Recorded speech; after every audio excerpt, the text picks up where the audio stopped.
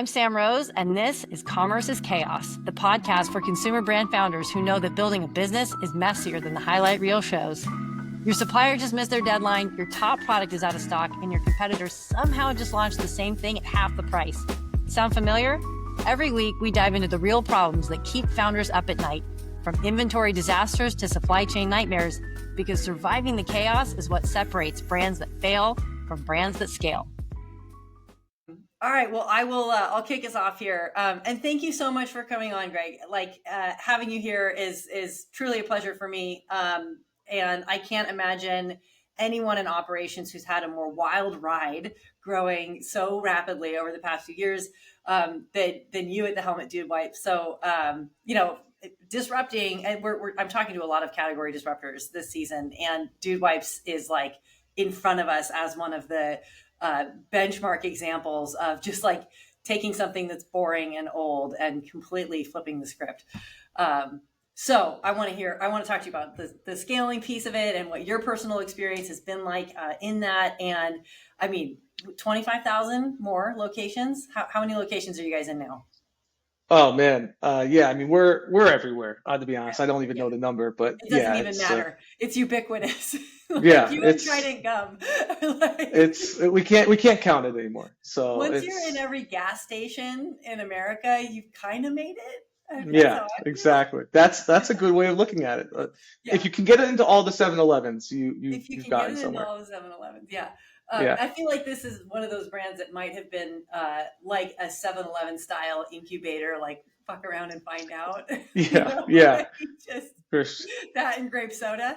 Yeah, exactly. So yeah, no, I mean it's been a wild ride, and it still is. I mean, we're still just going up, and yeah, we might be everywhere, but there's always more shelf space to tackle. So yeah. Yeah. Let's talk about this category. Like, I don't know, wipes. I don't know if taboo is the right word, but I mean, there's definitely a butt association. Yeah.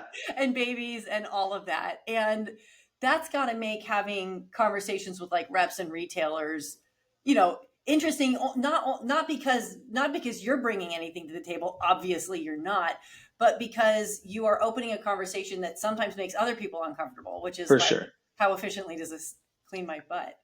Absolutely. I mean, look, we talk about wiping all day.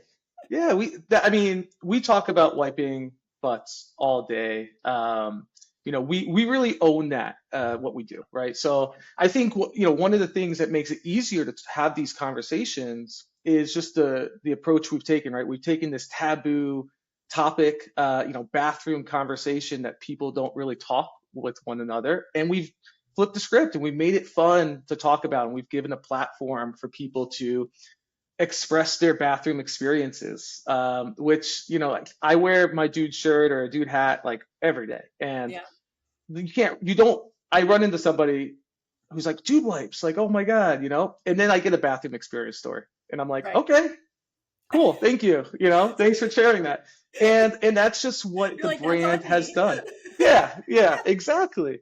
And that's just what the brand has done. And I'm not in marketing, but like we own it as a brand. I mean, I was in the office the other day and there was a debate about, do you stand or do you sit when you wipe? I mean, these are the conversations happening in the office. We just have fun with the topic, and we own it. We don't shy away from it. So yeah, it's really it's made that conversation in retail a lot easier, right? Because we're breaking down that wall of bathroom culture, and how you talk about it. So well, and you make such a good point, which is like you say you're not in sales or marketing, but the brand is so effusive and expressive, and like so everybody's a salesperson, right? Because like when you represent, you enter into that conversation and people are like excited, enthusiastic to talk Absolutely. to you about it. And I feel like that's one of the signal points of the like, I don't know, the current canon of really, really great brands and past canon of really, really great brands is like, they're just in the conversation and everybody is a part of the sales and marketing conversation, right on down to like in the warehouse, Absolutely. You have to really own it and feel like, and everyone, we're still a relatively lean company for our size, and everyone really feels what we do and is behind the product. And I always, like, we might not be creating the assets that go into the market, right? Our team, but the ops team, but it's our job to deliver that experience that we're marketing to the customer, right? We have to make sure every product that's out there or every display that gets put into a store is delivering that messaging to the customer, and that customer has a great experience with the product that we're talking about. So we all play our role in that. So it's a lot of fun. Tell me a little bit about, you said you had a lean team. Tell me, like, what are the Legos of the team? Yeah, so we have so for our size, I mean, we have some great partners that we work with as well. But for our size, I think we're at 40 people right now, and it's just so lean for That what. is wild. Yeah, so Okay, it's everybody wants that now. I know, and that's we're using some 3PL partners and stuff. So I'm not including all the warehouse, all of the people who are extended dude family members, right? But yeah, full time in the office type of people. And from an operational standpoint, you have your customer supply chain, like your order executors and working with the customer and customer service. And we are primarily retail, right? So we're not a big D2C brand. We let our retailers handle the D2C for us, outside of TikTok. But and then so we have the customer side. We have our inventory warehousing team members making sure things are getting moved and inventory is good, and warehouse operation displays, VAS things are getting done. And then you got your supply planning, your procurement, and your demand planning. So it's a big family. We kind of have a little separation in how the teams operate, but we really look at it as we're all on the court together. You're passing the ball, and you still have to support the play. It's not handing the baton off and then your role's done. So yeah, I feel like as companies scale, that's one of the things that is, I don't know, the more existential crises of scaling are like, we forgot to talk to each other. And when you break it down, it's so basic. It's like, we just forgot to be human. Whoops. It is. And it's really, and that's something that we talk about on the leadership a lot is, the conversations change as you scale, because now the leadership team is talking about how do we keep this thing connected, right? Because we are getting more people, more specific jobs, and you don't want to lose that magic of that conversation and that communication, because scaling a brand is fast and furious, and you need to be in lockstep with everybody. So do you have any tips? Yeah, I think tips is keep it simple. Don't overcomplicate it. I think that's the thing. And hiring is so important. Hiring the right people, the people who have that tribal mindset and want to work with one another, and aren't just the I people, but the we or people are. The we people are, it's important. So I think we've done a really great job of hiring an awesome team, and do you call them we people? I feel like that would be on brand. You know what? We don't, but I do think that I like it. We do that all the time, where it's add an E and you got something rolling. So yeah, no, I think that's a good one. We people. I really like that. Definitely going to circulate that. Thank you. I might take that one for sure. So just put it on the mission, vision, values. it's definitely going in my deck next time that I share something with the team. So I was an English major, and one of the takeaways of just like sitting inside language, as so specifically for years, was realizing how powerful like a modality of vocabulary could be. And so when you guys announced like your AI initiatives, and it's all on brand, right? And like we people would be on brand, and like you probably never call it mission, vision, values, because well, that's somebody else's corporate bullshit, but not yours. Yes. We dutify a lot of our stuff, right? Yeah. And yes, you're right. Like the crap team is our AI, agent teams. Yeah. Actually has meaning behind it, but crap team is on brand. And so as yeah, the best all acronyms that are. Yes, exactly. So, and we have fun all over it, right? We have, I think, we just came out with our seasonal scent, Dumpkin Spice, right? So it's a play on pumpkin spice, or our holiday scent, Dingle Bells, a play on, well, you can guess what that's a play on, but Is a safe word. Yeah, dingleberries, exactly. I So think I've already dropped like 3 F-bombs, so. yeah, so yeah, I mean, this is a play on words. Is such an easy way to just have a little fun and embrace the culture. Absolutely. Yeah, and I think when you have that infuse not only internal culture, but then it starts to like infuse external culture, like there's consistency there that just like makes everything, well, that's what brand is, right? It's just like instantly, effusively recognizable. You don't even have to be like focusing straight. You can kind of like, you could be crying and squinting at it and it still comes through. And then like, you know, Absolutely. yeah. Absolutely. Yeah.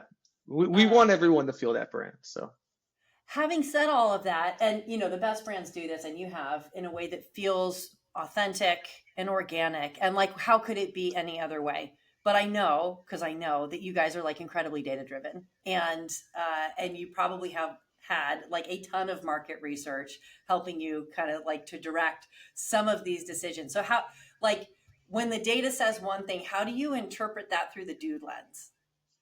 yeah, I think that's a really great question. And I mean from a market insights standpoint, right? Like we are who we are. We're gonna make bathroom humor fun and Unapologetically. unapologetically is a great one. And we're gonna have fun doing it. And we've seen a really good response in the data to that, right? So, and like traditionally wet wipe, the flushable wipes are 70% female usage, but with dude, it's a 50-50. It's a female 50-50. Now, women are often grabbing this on their shopping experience, right, for their household, and then we just find that they're using it themselves. So, this unlock is expanding like hygiene essentially beyond, and that's Yeah. the story that we've seen in the data, and we continue to let the data just essentially tell us that. Like we're continuing to see that as household penetration continues to go up, we're just seeing household adoption, regardless if you're a male or a female. Just because once again we're called dude wipes. Dude wipes is a vibe. It's a good person, and even in our marketing, you get it's just bathroom culture. It doesn't matter if you're male or female. So, But you yeah. So haven't done dudette wipes, so it's we working. haven't done do. Yes. Once again, it's we don't look at dude as a male. This is not a gender thing. Yeah, yeah. No, it's a dude is someone you want to hang out with, like a good person. And We're I rebranding think again. This is just going to be the yeah. dude podcast. It is the Dude podcast, and but yeah, so I think we are very data driven, and we let the data. What we also find in our data is that we're bringing by breaking down and flipping the script of a taboo category and making it okay to talk about. We're bringing a lot of new people to the category. So it's not like we don't focus on, and once again, this is a data driven thing, but we don't focus on trying to take people from Cottonelle wet wipes or, they don't speak to people the same way that we do. So what we're finding is it's dry toilet paper consumers who are saying like, wow, like these guys are talking about it, they're having fun with it. I gotta try this thing out. Yeah. And so the data that we leverage informs a lot, well, kind of tells that story for us, and then obviously that drives where do we want to go from there. How are people using the wipes, and strategic decisions around launching the little dudes, which we just launched not long ago, but Yeah. also staying focused. So yeah. Yeah, I think it's so interesting that what you're pointing out is that a lot of your competition is on a tangent to you, right? You're not Mhm. head to head with Cottonelle. You're head to head with like a roll of toilet paper. Yes. Two ply, Yes. one ply. We compete with, that is exactly how we look at it. We're competing in this toilet paper industry, in this category, and we're a premium product on the shelf. And if we get you just to buy into the category, we're happy. If it's a dude wipe, great. But if you're moving off of TP or dry TP to wet, one, you're gonna have a better experience, but two, that's our goal. We want to grow the category. Yeah. Yeah. I mean, and you make such a good point about like rising tides, because eventually, if someone is totally bought into the category, they're going to go play and find something new and like Absolutely. experiment with it. And so you can kind of like acquire the customer. I mean, attribution becomes literally impossible. It might be years later, like in the Yes. category. Absolutely. And we do fun things in the category that other people aren't doing with our seasonal scents, or just the way, once again, the way we come at it. So we typically expect someone might try this if they want to try a more premium, larger, fun wipe. So Fun wipes. How do you fun think wipes. about product line extensions, like um, vis-a-vis the risk of like overextending into a category where you maybe don't have permission to yet? Absolutely, yeah. I mean, this is something we talk about all the time. And for us, it really goes back to that idea of let's just keep things simple, right? What are we good at? Where we see so much runway in front of us in the category that we're in. So why do we need to distract ourselves with trying to do everything and be, a body wash or a deodorant? No, no, no. Let's focus. We got a lean team. We operate really well.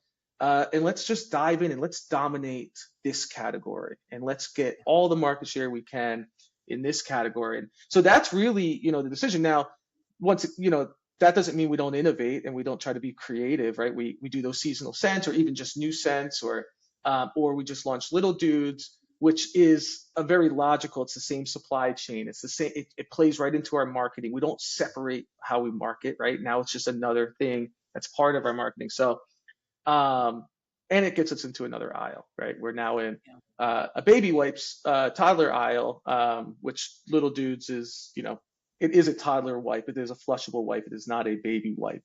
We wouldn't say it is, but yeah. So we really try to keep the line extension conversation simple and focus on the wiping of the bathroom experience and not say, and there was a time at Dude where we had a few product categories. If you look at like the Dude archives, there was like a baby powder, there was a soap. This was just when I was starting about 5 years ago. And they were like, you know what? Like, we don't have the marketing dollars to tackle all of this. We don't have the people to tackle all of this. Like, why are we distracting from our main message?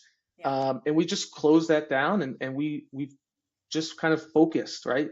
Small companies, you only have so many resources. Why spread them thin? Yeah. Is kind of our thinking. Yeah, completely agree. Like, yeah, just having like a dogged singular focus. And because that same size team can either grow a business horizontally or well, at a wider deep. It's not, that's going to be a way to frame it. But yeah, if you go too wide, then everybody can only spend, I don't know, 30 minutes a day on any given thing. And how could it possibly grow? You really have to like step into it bit by bit. Absolutely. So we really, as a leadership team, we really try to stay focused and keep the organization focused on what we're doing, and that's wiping butts, and then it's about having fun and how do we make that more fun, So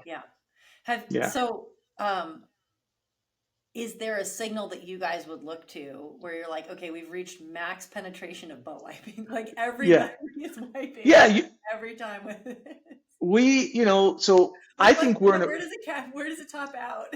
Yeah, that's a great question. And, we use household penetration as one of our main objectives. I don't know where we want to cap it at, but all I know is we have a huge amount of household penetration still to go.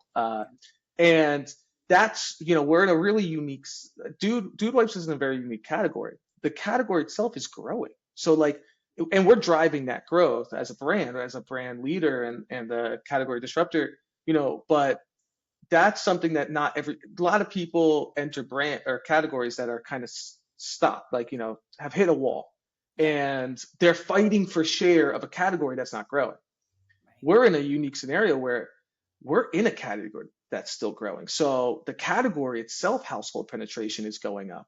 So that's really where I don't know where we'll stop because there's so much runway still. It's even hard to conceptualize the stopping point. We strongly believe that in 10 years, 15 years, maybe however long it's going to take, this is a habit change. You're going to walk into anyone's bathroom. You're going to expect them to have probably still dry, but also have a wet TP option. If it's a Dude Wipe, it's a Dude Wipe. We think it will be, but and that's a great category to be in. There's a change happening in the American bathroom, and we're in the category that's doing it. Yeah. And I guess as I reflect on that, like international expansion is a whole nother. Yeah, once again, it comes down to how do you want to spread your resources and where's your focus and what's your runway in the market that you're in, so it's a very strategic decision. I don't think there's anything wrong with it, right? When I was at our X bar prior to Dude, we made the decision that it made sense, right? We were in one of these categories that, sure, bars were growing, especially the natural channel category was growing, but it was much more of a dogfight for share. So where do you go for share? You go international. That makes a lot of sense. But for us, it's a lever we can pull on when we want, but do we need to? You're not there yet. Well, I'm 15. I'm looking at the 15-year.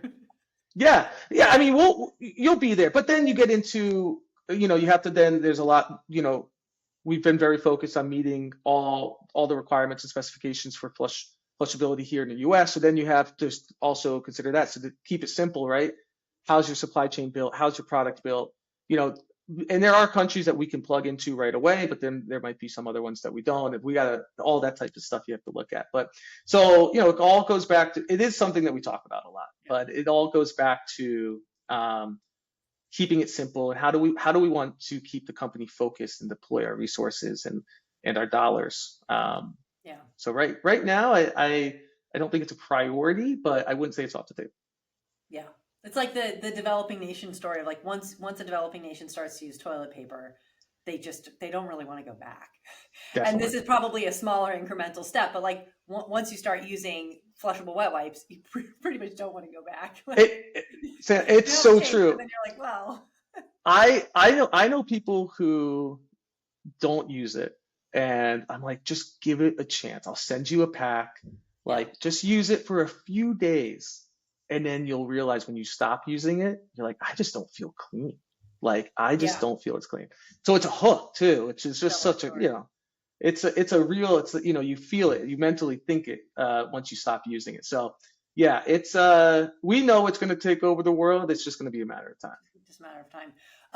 This is a complete non sequitur to that previous line of questioning, but I want to know, what is the most ridiculous thing or position your marketing department has put you in operationally? So where you're like, thanks, now I have to go do that. Yeah. I mean, I wish I had an awesome, funny story, because we have so many funny marketing things that we do, but it really comes down to just executing these really big programs and displays, and hey, this is I wish I had a picture I could show you, to be honest, because I think it would do it more justice. But it's, how do we bring to life these really creative displays of funny things happening, and making them appropriate for retail still, and then getting that done right. We just did the Little Dudes side end cap display, and it's got this big thing. I wish I had a picture of it, and and I wish there was a funny story here, but it's really just all right, the artwork showed up wrong, and then it's it's a scramble, and then we got to get to the warehouse. We got to look at what we have, and and it's that chaos of the execution of the brand, and then you got to figure it out. You just got to make it work. We can't have time to reprint and do all, so then it's okay. So how do we pivot? And it's the problem solving aspects of operations, which I think is the fire drills, right? And so it's not necessarily a funny position that they put us in. I think setting up the booths, right? Expo West, the big one for us. We those are more funny, right? Because you put up this big. I think last year we had to do we had mannequins, and it was their butts out, and we would put a little chocolate ganache on the mannequin's butt, and it was here's dry toilet paper, watch me wipe it smears, and then here's wet our toilet paper, and watch, and it dries, and and that's more but that's something that we do culturally for fun. We bring everybody in and we have everyone interact with it. So but setting that type of stuff, I guess, is a little bit goofy, but I don't know if there's funny stories as much as just fire drills. How do we get this done? Yeah, fire drills. I got one for you. I think as the category leaders that you are, I think that there should just be a flushable wipes trade show, and we'll call it the shit show. I love that. But it can just, and everybody only has a week to plan it. I think that would be so cool. And I mean, yeah, we would have so much fun. I mean, we think about this all the time. Like we just the other day, opening a new warehouse space in Northwest Arkansas. We were talking about, man, our CEO Sean was like, should we do Dudapalooza? Should we have like a concert and a big party and like just make it all dude? And I was like, let's do it. Like now that operationally would be an ask because I'm like, Right. okay, I'm starting to think, okay, well, I got shipments I'm gonna have to get out the door. Then we're gonna be holding this festival at the warehouse. So, ask me in a year from now what my craziest ask will be, and maybe I'll have a funny story for you. It's a Yeah, date. there Do you you go. how often do you guys get pushback from retailers? And I mean, and for what it's worth, I mean, I'm probably pushing the envelope more than the Dude brand even needs it pushed because you guys are funny and irreverent, but you're not profane for the most part. No, Um, yes, exactly. unlike some of us on this call. Um, and No, I think it's a great do you get question. pushback? Yeah, definitely. I think we have to check in.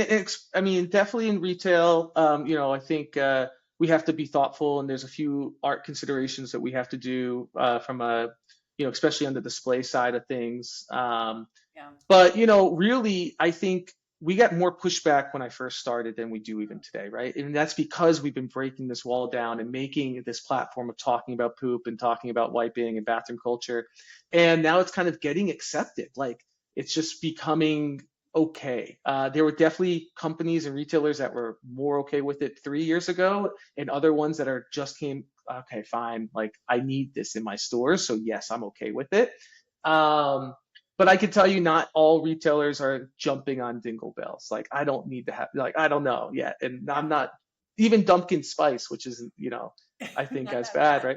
Yeah. Yeah, like that took a barrier. And then, what we do? We say, okay, cool. We're going to throw it on Amazon and it's going to kill it. And we know it's going to kill it. And then we'll show you the data. And then next year they're like, oh, I want those dollars in my store. And then they bring it on. So, um, we let data tell the story. That Yeah. we're data driven. Let's let data tell the story, the sell story. And if that means we have to wait 1 year and the proof of concepts on Amazon or Walmart really leans in with us, which is huge retailer. Walmart's doing it. Typically, other retailers want to follow as well. Yeah. Yeah, I think that's a big part of how much you sort of start to build power and brand in the conversation is like who's leading this, right? Like, am I begging for attention from this retailer, or is this retailer desperate to put me on their shelves? And it's so interesting, like to watch the passage of that dynamic over time as the brand scales. Because I mean, I remember begging and like Yeah. and like hoping secretly, and because you got to like put on a good face, and then you're like, oh, they're not going to do it. Yeah. What And the then hell? Yeah. eventually it was like, there's a line, and and here we go, and like I'm gonna try to serve everyone, but like you kind of missed your chance last season. So Absolutely. yeah, it's really Yeah. interesting to be inside that shift, especially because when it happens on a dime, it's the ops team that kind of has to like, okay, now guys, we have to make it possible. Like, Oh, you know? everything.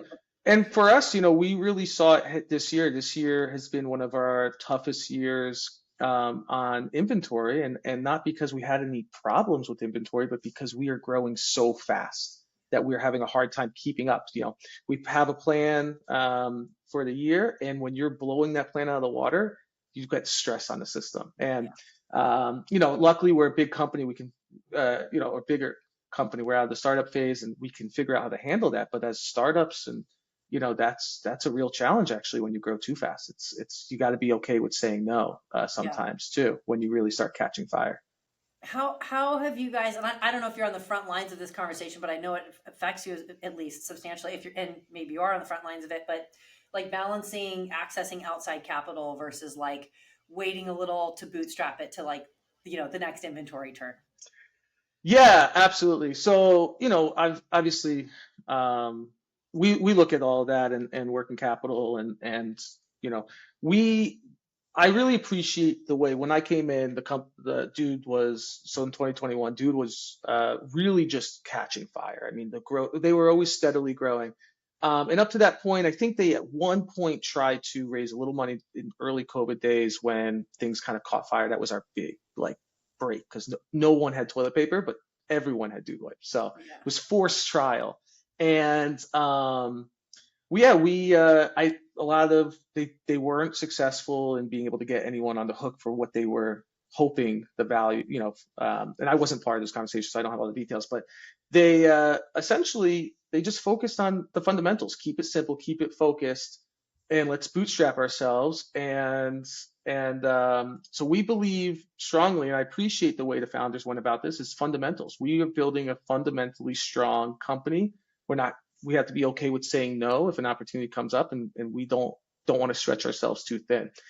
I love that. I've seen different philosophies work different ways, and I've seen success in both models. So I think, I don't think there's a right answer. I think it depends on your objectives and your goals as an organization. But I do enjoy that we're fundamentally just a very foundational. We have a great foundation, and we've really taken that stride of like, we're going to live within our capacity. And we did just take on a minority investment recently from TSG, which is great. We're super excited about that, and that was a strategic move for us just to continue to fuel what we're doing. So we're really excited about that. But at that point too, we're pretty mature from a mid-sized company. So that's just to help us continue to the next phase. Yeah. Does compliance fall under you in the org? I know it does. Treat this kind of differently. Yeah, it doesn't. We do have a product team that Sean, our founder, oversees, which is typical. A lot of founders are the product person, right? Which I think is totally good. But it is something that we talk about, and I can talk on it if you have questions. About it. I don't have hard-hitting questions about compliance, but as the chief compliance officer of past, yes, it's just always one of those areas where there is just such an instant upskill needed, right? To enter a category, be growing the category, and kind of be on the jagged edge of how regulators and retailers think about your products in your category. So it's really that line of questioning that I'm most interested in, is like, how do you navigate that within a relationship? Yeah, I mean, within the relationship, for us, it's a lot of education, right? The word flushability isn't a word that a lot of people are well educated on, right? So for us, the first thing is it's showing that there's an industry, there's a standard, and meeting that industry spec and standard is key, right? And the flushability, right? What does that mean? It's educating the buyers, it's educating the people we're working with on that. And luckily, these buyers, all they do is buy in these categories. So they know the categories really, really well. So they're familiar with IWSFG, which is the International Water Service Flushability Group standard, which is like the gold standard that you want to be at in the US. And the key from an operational perspective, we have to be familiar with that too, because every product we make has to hit that standard before it leaves our facility, right? And that's the baseline that we just can't compromise on.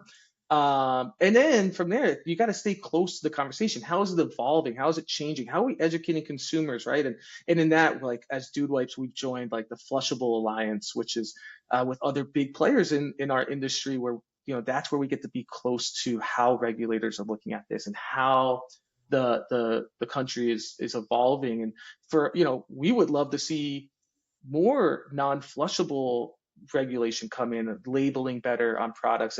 We think it's a little weak, right? We want flushability to be more taught and more educated, and then for obviously from an operational standpoint, more we live, it really lives and dies on the quality and the supply chain discipline, right? Partnering all the way up the supply chain with strategic partners that are have the same mindset of us, have the same high quality standards of us, and then aren't just like saying checkbox, cool, IWSFG, we meet it. It's like, how do we keep pushing this forward? And we want those types of partners. So no, I don't oversee it, but it is something that we talk about and something that we have to be super and hyper aware of, because we have a really high standard for our product, and that has to get translated into how it meets the customer.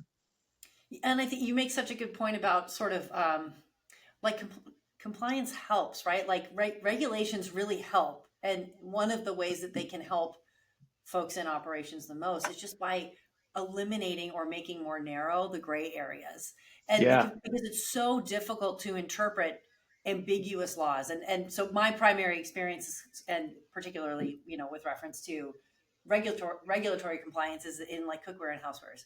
And there's Mhm. some recent regulations that have been introduced at the state level, which then, if you want to sell in one of the biggest states and one of the biggest economies in the world, California, Yeah. you have to you have to comply with California. Basically, California will like lead a standard that then becomes sort of like at least nationally, if not globally relevant from Definitely. a kind of need to maintain perspective. And you look into the letter of the law or the bill or whatever it is, and you're like, Yeah. what? Like, I can't even Ex- understand what you're talking about right now. So how am I supposed to I want to do a good job, but how can I do a good job when you've sort of written something that can be interpreted 10 different ways? And I think that one of the gifts that larger operators like you can give to smaller operators is really like pushing, it's on both sides of the table to say, like, tell us how to do this, because then Absolutely. everybody else who's playing in the pool with us is going to benefit from it. And if you can't, then we'll like, how can we possibly be, a multi-hundred million or billion-dollar organization and comply or risk not, and the financial and legal and ethical consequences that would come with that. And so you're really like helping everybody else. Thinking about Totally. And that's what we want, right? We want more straightforward, keep it simple, just be clear, and we want those labels, right? There's a lot of bad actors out there. People flush baby wipes. Baby wipes are not flushable. But do they label that super, super clearly on their packaging? Or, some might not. Or even within our categories, there are bad actors who don't meet the standards that they should be meeting. And those are all things that we would like to see. Keep it simple, make it more clear to everyone that wants to be in this market, for sure. I think that the bad actor element is something that's interesting to talk about, because man, it makes it really hard to be a good actor when everyone around you is being a bad actor. Just Yeah. anecdotally, another thing, like I remember just deep diving on like silicone service temperatures, like really early on in building my business, because I'm looking at like stuff from all sorts of different brands. It's a different temperature listed on every single package. I'm like, well, there. What's different about this silicone than that silicone that makes that Yeah. one 300 degrees Fahrenheit and this one like 800? Is it seriously like? So I called a rocket scientist, literally. Really? Yeah, Yeah. yeah. He lives in San Diego. Sweet guy, the best. And That's great. yeah, and I was like, I need to understand what's going on, because like what I'm reading on this competitor spatula packaging is basically like the service temperature of like a solid rocket booster. He's like, yeah, he said, sweetheart, if you figure that out, call me and we'll be billionaires together. That's so funny. Like, That's so funny. like you won't have to be selling cookware. Of course not. So it was an impossible question. At some point, the laws of physics take over, and it's just like, Yeah. But no, it is. I mean, that's so true. And packaging, I think packaging can be very confusing and yeah, misleading. And you see it in all categories, right? People, I mean, everybody, I think the most obvious one is, what does organic mean, right? Or right. what does pasture raised versus, whatever all those different labels are. And it's as a consumer, I think it's frustrating. So we would like we would like to help drive clarity and education around that as a brand, and not on the what does pasture raised mean, but organic, but I mean, on the flushability. product line extension. Yeah, maybe why not? But and by the way, I am a fan of the cookware that you Oh, came out thank you. with. Oh, So that's very kind. yes, Um, yes. So I think the other challenging thing about your position is that there's not only sort of like a more technical aspect to this, like, will it work? Can it be flushed, right, without mhm, disrupting the water system or doing harm? And then there's like, well, what are people going to do? Because no matter how well you label the package, someone might just throw a baby wipe in the toilet. And so you've got like the dual burden of educating the consumer on their behavioral yeah. interactions with these products, not just like how they're marketed or positioned or regulated or whatever. Absolutely, absolutely. And once again, we truly, and I think, not being on the marketing team, but I'm pretty sure we'll start a little bit of our own education platform, like through our marketing a little bit more over the next year or two. And Yeah. I think it really comes down to just, trying to level up the consumer on what they're using in their bathrooms and on their bodies, um, and why they should care, and what's different about it all. So Yeah. Yeah. yeah. Uh, okay. I feel like I could keep asking you, like I could ask you 150 more questions. What questions should I ask that I haven't yet? What What does questions should everyone you need to know? ask? What does everyone need to know? I mean, I think, what does everyone need to know? I think what Dude is doing really well, is once again, is how lean in our approach to growth, and how we, so I think, we talked a little bit about the crap team. Yeah. You can ask a question about what we're doing. I think AI is a pretty big buzzword. And I think all operators out there need to get themselves leveled up probably on what even Yeah. AI means. But I'm not a pro myself, but yeah, I think Dude's doing some really cool things in the automation and AI that has allowed us to stay lean and scale this company and navigate some of those fire drills and Yeah. just in ways that I haven't seen done before. So. Is the crap team helping you? Me on my day to day, no, it is not helping me personally, but it is helping the business. And the craft team is expanding. We have Diesel Dan right now, who is our Yeah. logistics agent, and we will have a sampling agent to take some things off of some people who are just entering sample orders all day, right? Like that's not a good Yeah. use of time. That's not strategic.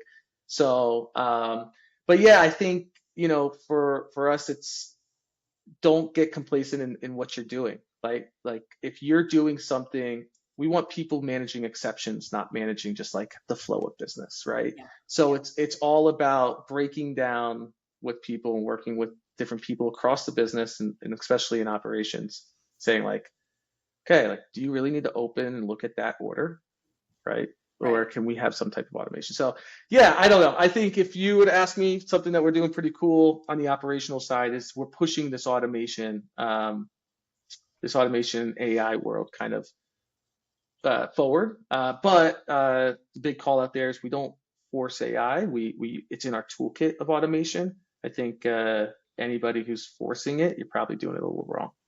Yeah. So Well, and it's so interesting because I mean, the agents are quite clever and very productive. And I think one of the things that goes wrong in AI implementation, or one of the potential pitfalls of AI implementation at big organizations, is that so they're the folks that are like building the agents, right? And like really mhm. get how they work, they get the intent, and then and then there's sort of the team that's like, okay, well, it's just going to do my job for me, right? And they miss how important, at least at this stage of where we are in this Yeah, frontier, like you have to have a human in the loop, in the loop. and and you have to be looking at what's going on because there are well, these language models are inherently random. Like that's part of it. They're doing Yeah, every task, almost every task, literally fresh every single time. So you can train it and tune it really, really well, but ultimately it's just has no memory. It's just trying everything for the first time every for time. sure. And It's so yeah, the check no, and you make balance of it is interesting. you make a good call out, and we do always have if it's more of an AI solution, we always have a human in the loop, and really, I think for us, and another big thing is like people shouldn't look at it as replacing jobs. You know what I mean? It should be elevating your employees to focus on something else and not have to spend time on that maybe more mundane task. So really, I think too, it's a mindset and a culture that we're trying to establish at Dude. It's like how can everyone be leveled up by now having this assistant or having this thing help do something? And yeah, you got to check in with it and you got to make sure it's doing it the way you expect it to be working and the human in the loop feature. So yeah, it's a great call out, the human in the loop. And yeah, it's not a click and forget. Yeah. Absolutely. I've had So some of the most fun at my job recently has just been like building agents because I have a job to do, yeah, And I'm like, okay, this is going to take me whatever 6 hours or something, but I'm going to have to do it again next week or next month, and so I've just been building myself robots. Like, I'm like now I It's have like 5 agents that just do stuff for me, and one of the things that I'm excited about for folks within any size of an organization is just that empowerment layer of like, mhm, go build yourself like just do what you're doing, but with a co-pilot for a second.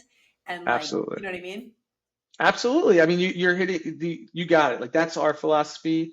Everybody should be having these things help them become more efficient, help them be better at whatever it is they're doing, or brainstorming. I mean, whatever it is, like it's a level up. And I think, and it comes with education, and it's educating yourself, but also educating your org and giving everyone access. And yeah, we've seen great success with it, and I think it's really been and continues to be, and I say AI, but also just automation in general, is a way that we've stayed at, we're scaling a business way faster from a revenue standpoint and operational standpoint than we need to from a people standpoint. And a lot of that, I think, has to do with how we've embraced trying to, really manage exceptions and let the business run on its own where we can.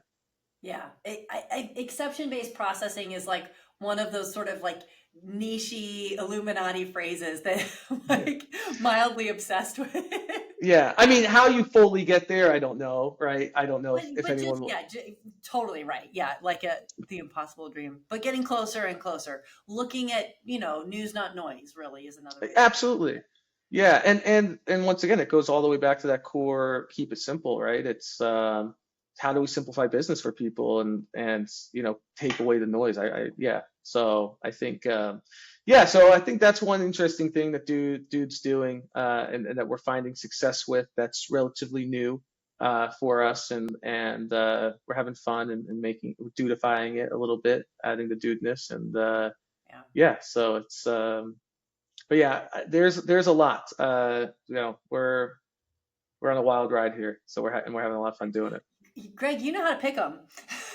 Yeah, yeah. Or I've been maybe they know how fortunate. to pick you. I don't know. I don't know what it is, but no, two really great experiences, different experiences. I would say food is pretty complicated in itself for all those who are in food. Adds, hard to keep it simple in food. So I don't envy that. Your former You know, self. Yeah. absolutely, absolutely. So, but no, yeah. Look, dude is dude is awesome. And our operational challenges, now we're doing a warehouse move, expanding production. How do we do that the way with keeping the quality that we want and all that stuff that we kind of were talking about. So there's some really fun challenges that are ahead of us and ones that I think get us to that next stage. So it's it's going to be a fun challenge for sure. Awesome. Well, I'm glad to have a front row seat to you guys tackling all of it. It's been really fun to be a customer since the early days. And yeah, Thank you. excited for you guys to go crush it. And the way that you're messaging what you're doing in the world and as you're sharing clearly on your team as well is really admirable. So thanks for coming and Yeah, sharing so much. absolutely. Thanks for having me. This was All right. great. Talk again soon. Thank you. All right. Bye. Bye.